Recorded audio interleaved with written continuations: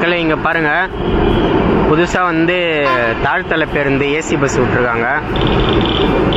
இது வந்து பார்த்திங்கன்னா அசோக் லைலாண்டோட OHM கம்பெனி. இது இந்த ஏசி பஸ் உள்ள எப்படி இருக்குன்னு பாருங்கள். வியூலாம் செம்மையாக இருக்குது.